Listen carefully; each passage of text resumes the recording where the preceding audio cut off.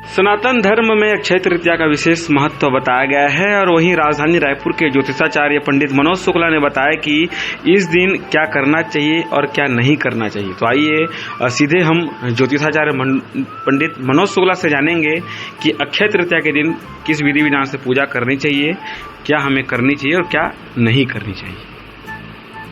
अक्षय तृतीया जैसे कि नाम से ही स्पष्ट है, तृतीया तिथि हो और उस दिन किया गया कार्य अक्षय हो, अर्थात जिसका क्षय न हो, उसको अक्षय तृतीया के नाम से जानी जाती है। यह अक्षय तृतीया का पर्व जो है वैशाख मास के शुक्ल पक्ष की जो तृतीया तिथि है उस दिन मनाई जाती है।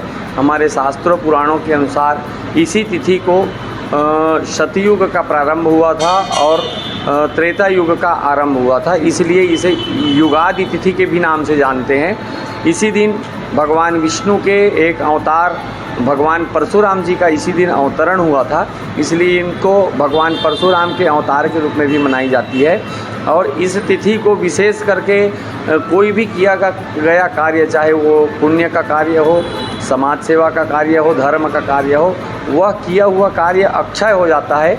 इसलिए इस दिन ध्यान रखना चाहिए कि कोई ऐसा पाप कर्म न हो, अशुभ कर्म न हो, हमारे हाथ से बुरा ऐसा कोई कार्य न हो जिसका भी कई गुना फल हमको भुगतना पड़े। इसी कारण आज के दिन लोग जो है अक्षय तृतीया को दिन ही घट दान करते हैं, क्योंकि गर्मी का दिन रहता है। शीतल जल वाला घट प्रदान करने से पूरे जीवन में शीतलता आती है और इस तरह से लोग अक्षय तृतीया के दिन विशेष करके दान पुण्य कर्म करते हैं और शिव जी में जल चढ़ाते हैं। और इसी दिन से ब्राह्मणों को, संतों को, बहु बेटियों को इत्यादि इत्यादि इसी दिन से जो सत्तू दान है, पंखा दान है, आम का इत्यादि इत्यादि दान इसी दिन करते हैं। इसीलिए अक्षय तृतीया का पर्व विशेष करके हमारे छत्तीसगढ़ की प्रथा परंपरा में गुड्डे गुड़िया को विवाह भी इसी दिन की जाती है।